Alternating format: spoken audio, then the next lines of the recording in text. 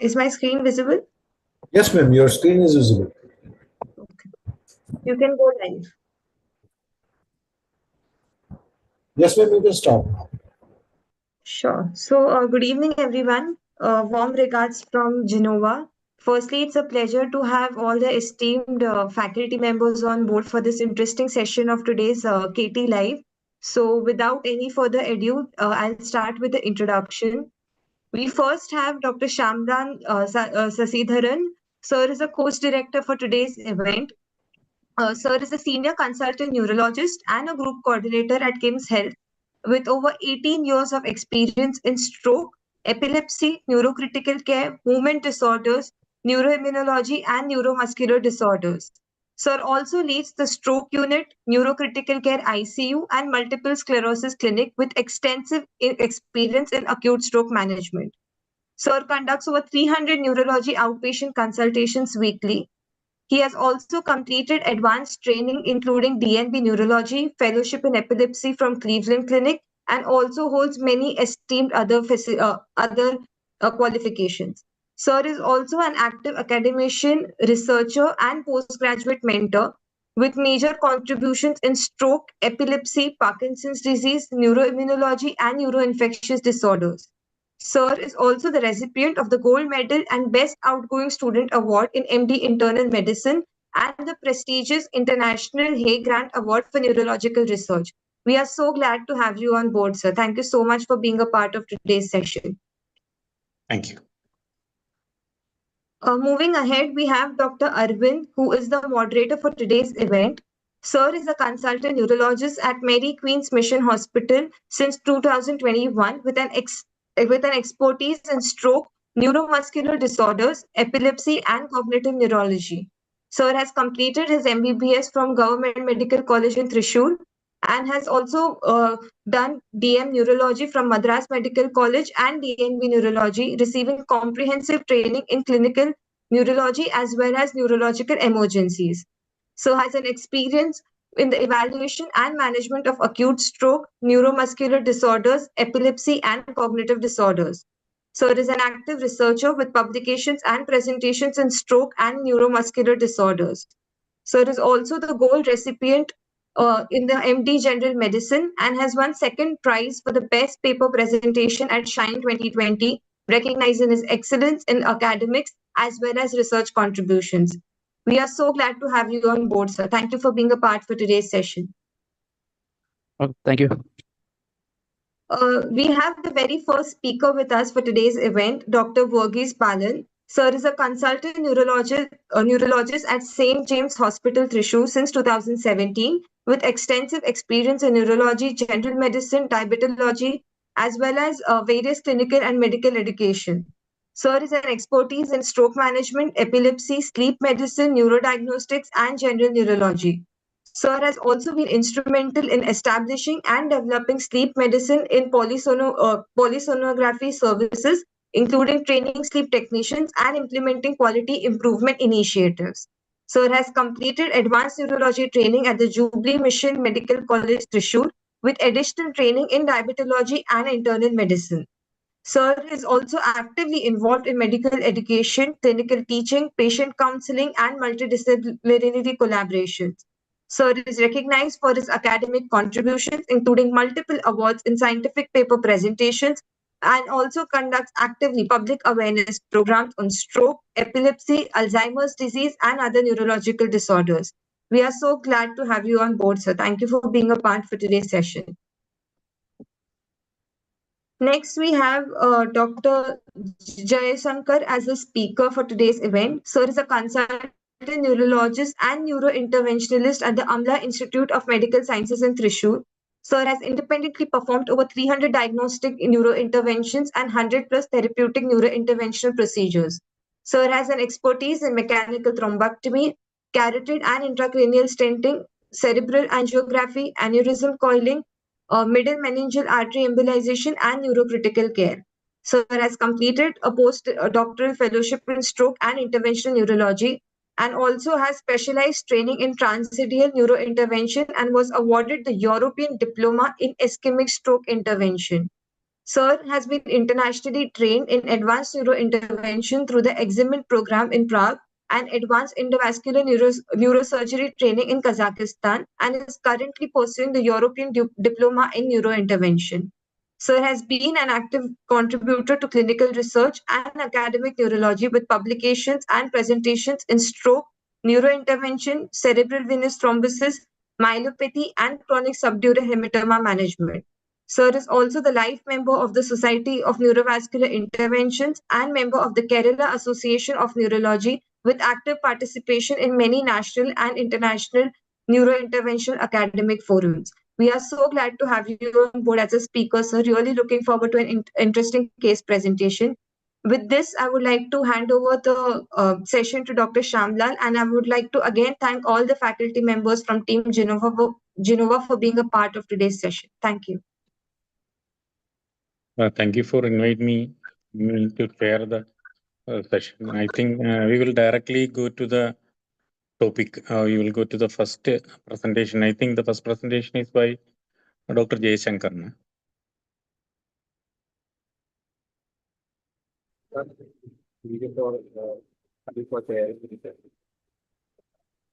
Jayashankar, can you hear me? Yes. Yeah, you can.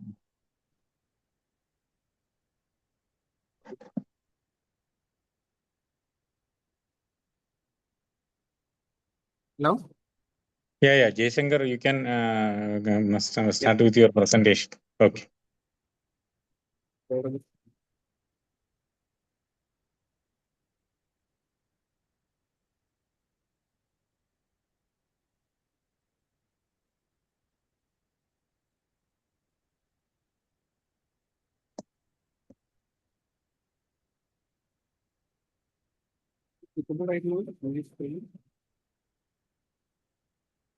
Yeah, your screen is visible, but your voice is breaking in between.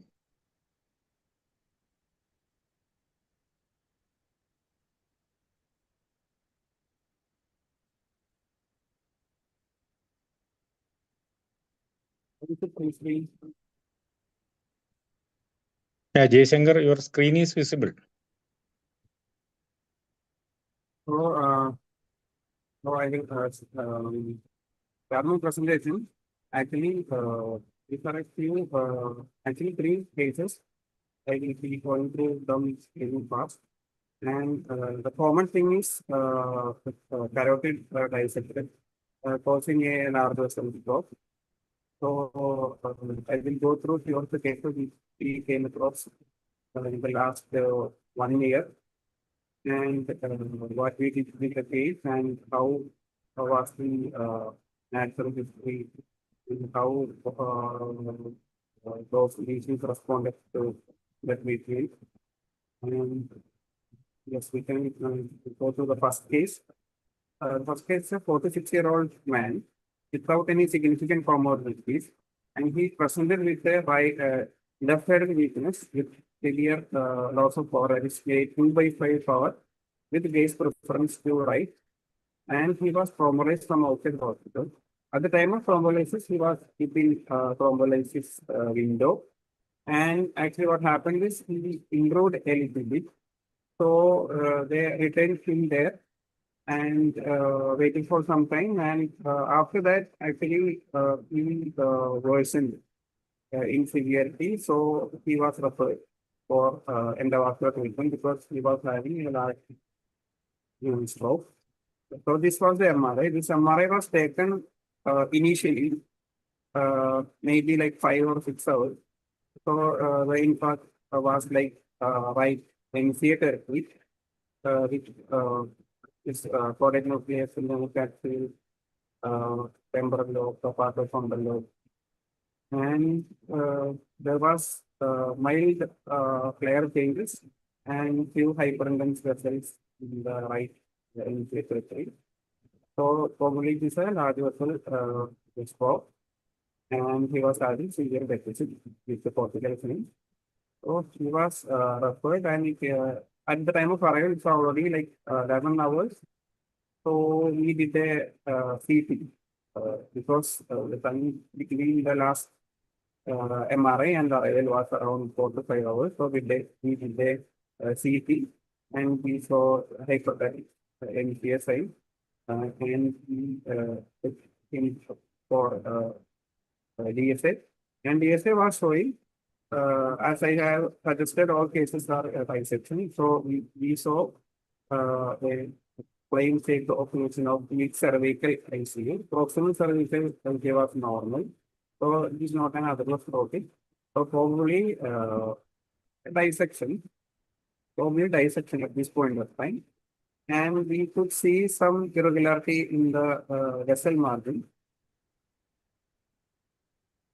And actually, we tried to cross the lesion, and we did another angiogram within the internal carotid artery. We could see irregular vessel. So what does it mean? It means like some changes was already happening in the vessel after the primary lesion has occurred. So probably he is having some subacute dissection, not a fresh dissection. So this lesion might be there for some time, and he have developed some embolism dystrophy, or he might have developed some hemodynamic compromise after some time with the same lesion. So we knew that the lesion was not fresh; it was subacute. So we probed further, so we could appreciate the lesion here, and the distal flow was also affected. So distal embolism has occurred. It's is causing a distal ICA occlusion, as well as proximal lesion is there as a residual. And finally, what we did was we did the thrombectomy. We did thrombectomy in the distal ICA as well as MCA. Thrombus was there in distal L1 and distal ICA. So we cleared those thrombus, and sufficient recanalization we achieved.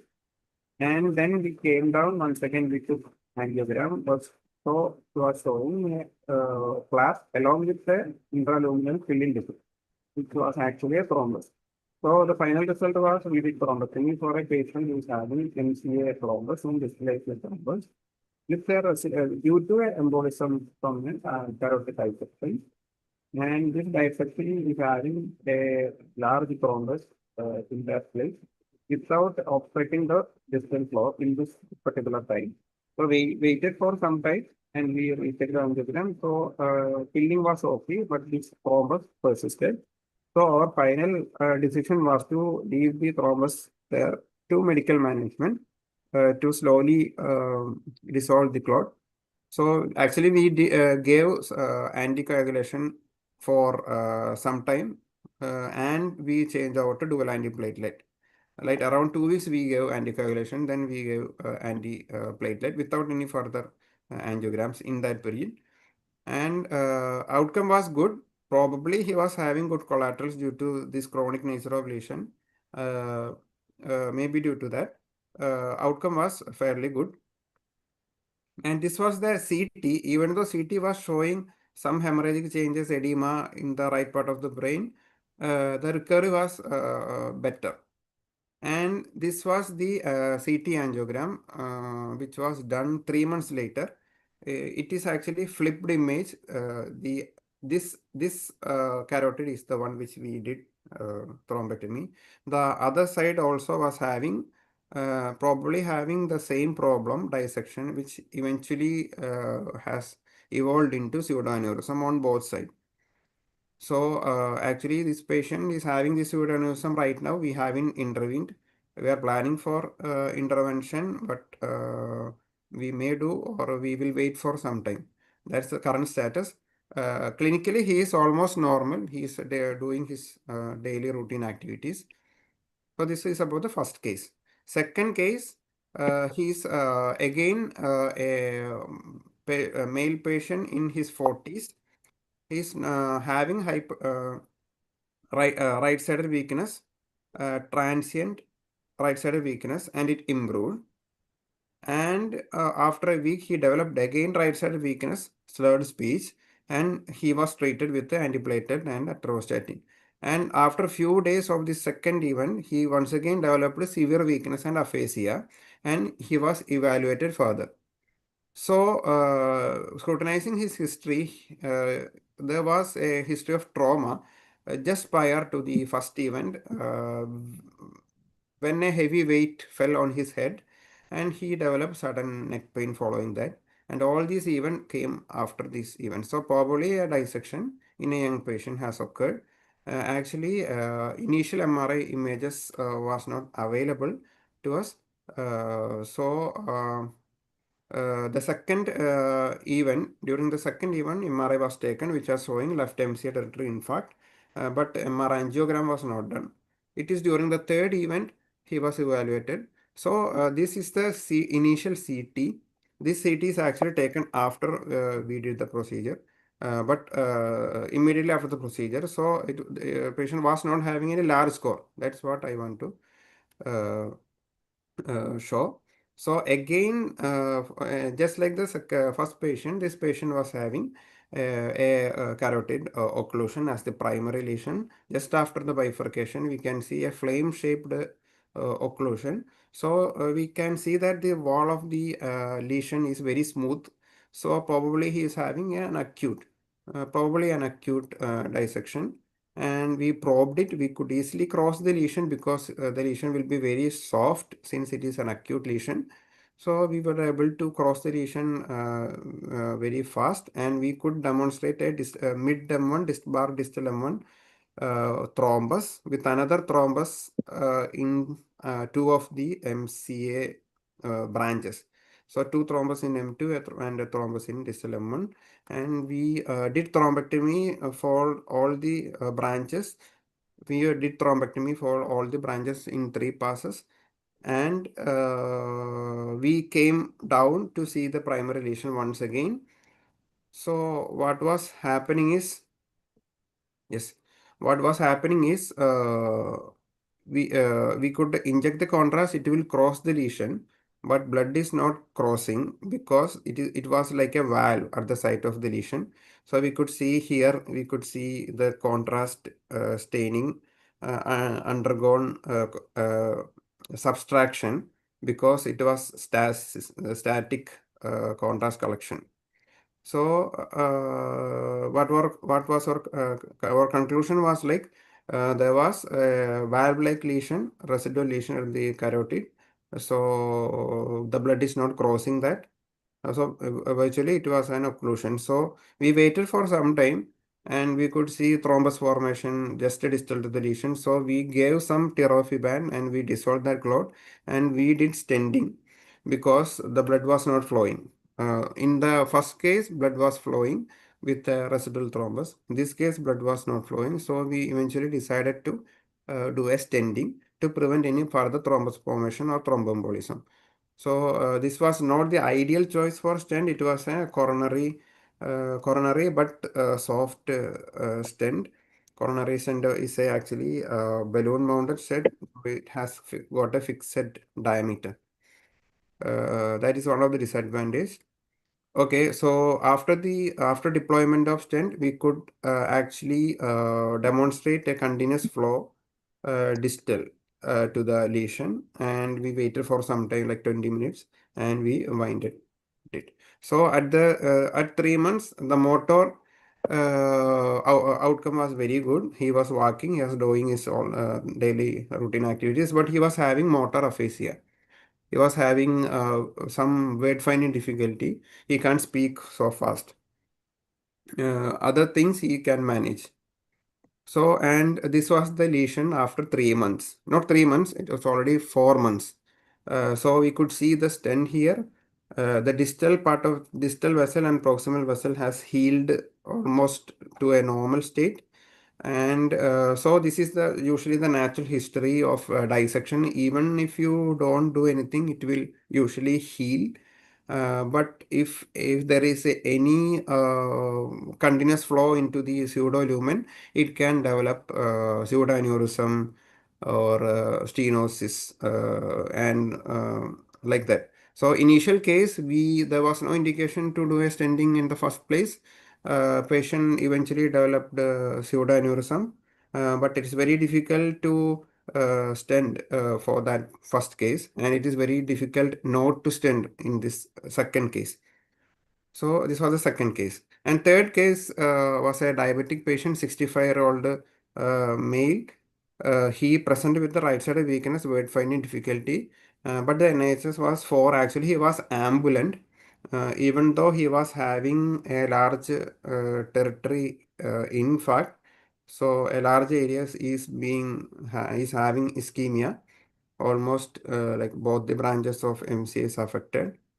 So actually, we took the patient for thrombectomy since he was having large infarct, and we saw almost a similar lesion. This lesion was a little bit higher up in the distal cervical ICA, and almost similar lesion, not a fresh lesion, a bit older carotid dissection with a thrombus filling defect in situ, and distal M1 is showing enough cross flow, and due to contrast washout we couldn't make out the distal branches, but in between we were able to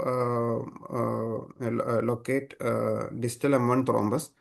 But the thing is, when we explained the possible consequences of thrombectomy, like distal embolism or the proximal lesion, everything, so the bystanders didn't was against thrombectomy at that point of time, because NHS was a bit in the like 4 at that particular time. Finally, we didn't do thrombectomy. We didn't attempt thrombectomy. But the patient was having large infarct on subsequent days, and the outcome was like patient had residual partial sensory aphasia with normal motor function, and word output was almost normal. But due to aphasia, he was having some psychiatric issues, depression and all. So that was the outcome for this particular patient. And follow-up CT angiogram was this. This patient also had a normal healing of the cervical ICA, as well as the intracranial branches was almost normal after 1 month. So just I will go through the theory part fast. The thing is usually it is in the young patient we get dissection, and it is usually a normal artery undergoing some intimal tear. But we can have some vessel abnormalities due to genetic nature, like fibromuscular dysplasia and all. But finally, what happens is a thrombus formation in the pseudolumen or at the edge of the lesion, getting embolized distally and having an acute ischemic stroke. So the patient initial may not be having a stroke, but patient will develop stroke due to thromboembolism. That is the most common scenario we are encountering. And headache, neck pain, Horner syndrome are also features. So actually, in this scenario, there are two lesion. One lesion is acute lesion, another lesion is chronic lesion. Acute lesion we usually treat just like any stroke, like IV thrombolysis, thrombectomy, and all we do just like the initial irregular stroke. So, and regarding the stenting and all, there is no direct comparison trials. So it's very difficult to decide based on a single parameter. We have to go individual basis. So there are different studies comparing anticoagulation and antiplatelet, but no direct comparison between stenting or timing of stenting. So that's it. Sir. Yes. Thank you, Dr. Jaishankar, for the interesting cases. I think all the 3 cases were interesting. And I think we will have a few discussion before going to the second Yes, sir. presentation. Yes, Yeah, sir. yeah, that will be the better option. Regarding the first case, did you do usually perfusion scan before going for a mechanical thrombectomy after 6 hours. In our center, we usually do all patients with coming after 6 hours. We will definitely go for a perfusion scan to decide the ischemic core volume to proceed with the mechanical thrombectomy. What is your take on that? Sir, actually, in our hospital, actually, we rely on MRI as the advanced imaging after 6 hours. So what we usually follow is like diffusion and clinical mismatch. Clinical radiological mismatch is the one which we usually Okay. follow. No problem. In our center also, we use both CT perfusion and MR perfusion. After 6 hours, usually we use MR perfusion also. In our center, MR perfusion also is there, and we are doing MR perfusion also to look for the core volume. And after that only, we usually proceed with the mechanical thrombectomy. Okay. Regarding the second case, that was also a very interesting case. And why did you stent that second case? Usually the indication for stenting, there, even though you said some controversies there, if there is a flow limiting lesion or persistent hemodynamic instability, we usually go for stenting. Actually, sir, in the second case, there was no flow beyond the lesion. Okay. And contrast is getting collected above the lesion.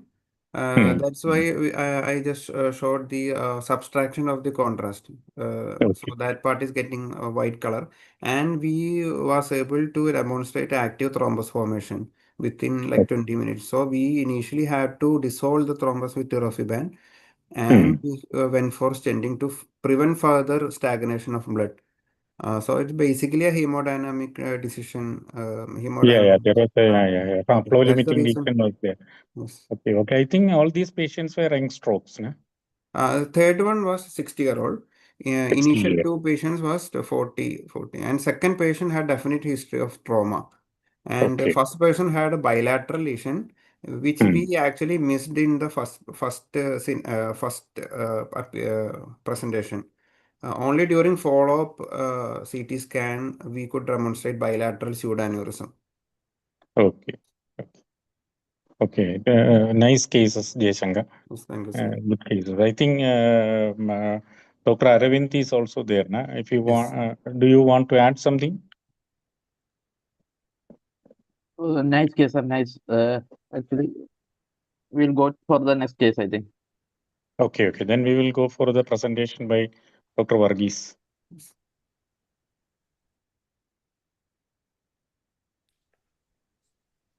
Dr. Varghese, you are there? Yes, sir. Yes, sir. Okay.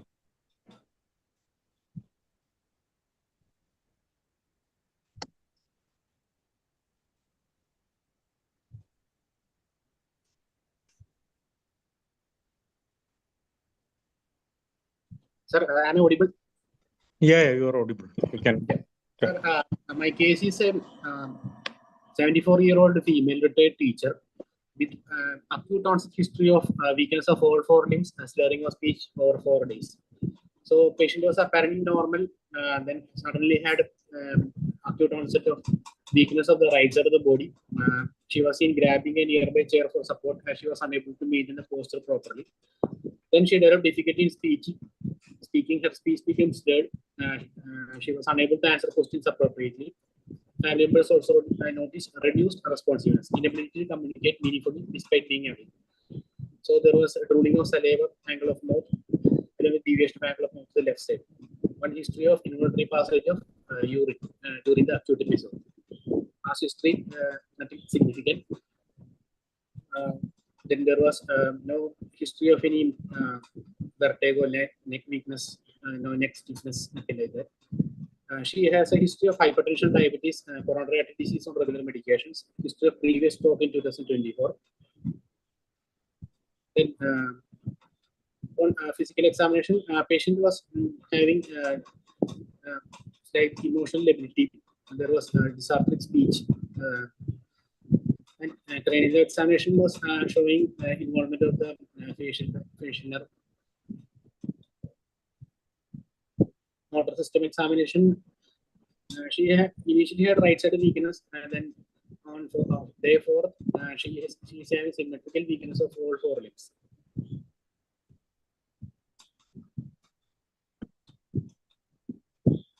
Then cerebellar signs were present on the left side. Sensory system was apparently normal. Patient cardiovascular system examination was normal. Respiratory, there was abnormal respiratory pattern in the right side. There was crepitations, crackles on wheezing in the right lower zone. The other systems were normal.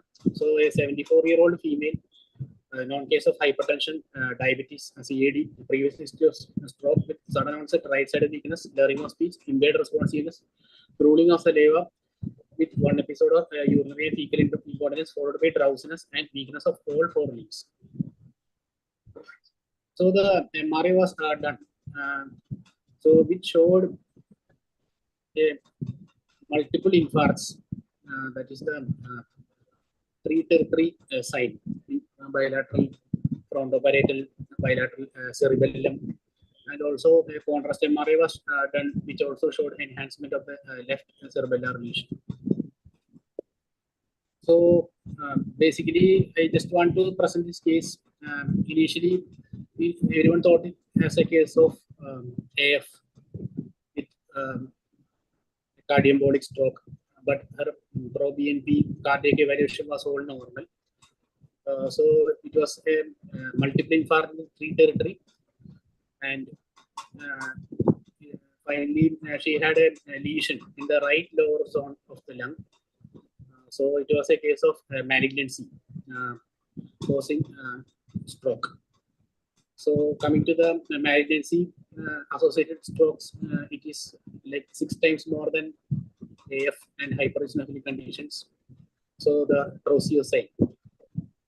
So a patient had a adenocarcinoma of the right lower lobe of the lung with stroke. So the cancer associated with hypercoagulable cerebral infarcts affecting bilateral anterior and posterior circulation. So it is 6 times more observed in this malignancy related ischemic stroke than atrial fibrillation related ischemic stroke. So a simple test like the pro-BNP cardiac evaluation can rule out the AF. So because of the incidence of the malignancy is higher nowadays, chances of getting this triple tertiary strokes are more common.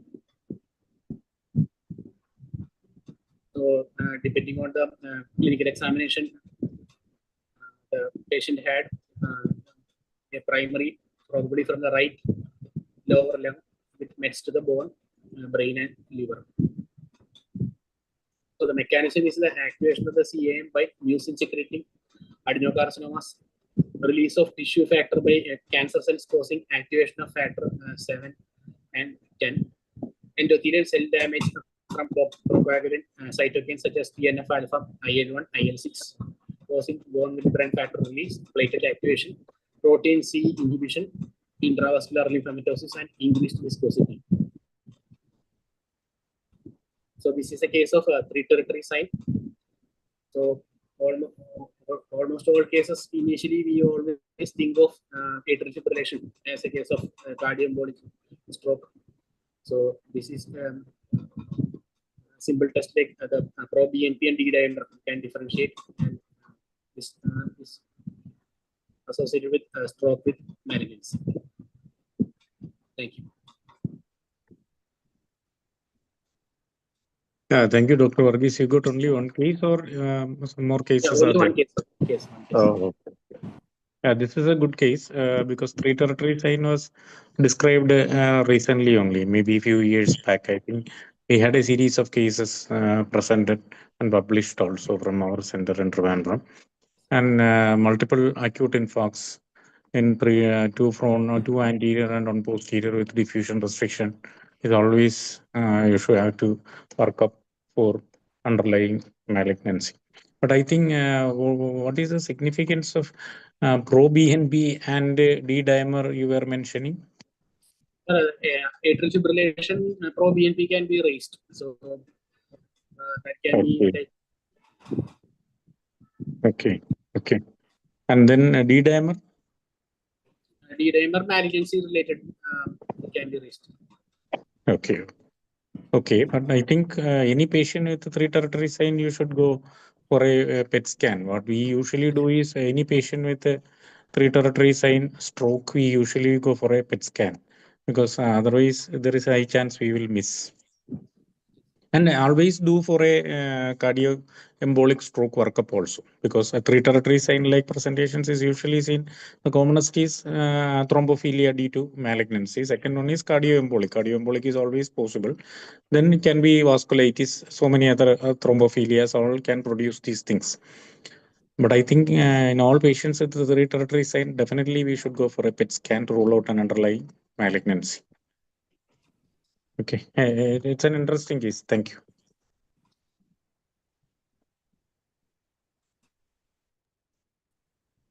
Dr. Aravind?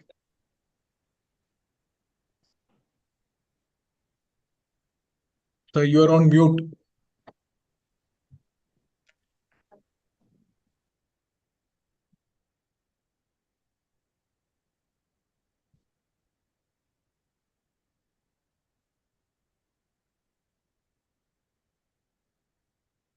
Dr. Aravind, you are there, or otherwise we will. Doctor is there, I think. Yes, Yeah. it was trouble unmuting. Actually, we Yeah, also yeah. had a 3 stroke with the adenocarcinoma of, I Okay. think, colon. Yeah, nowadays many of these centers is properly doing that.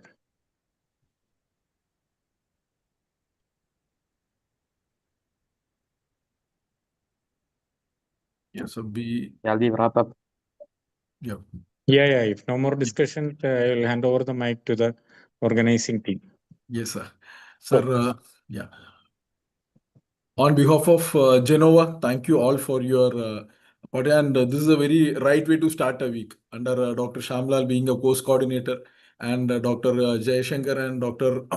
Varghese Palan being the speaker with the 2 important cases and Dr. Arvind as a moderator. And this was wonderful way to start a week. Thank you all on behalf of Gennova for this presentation.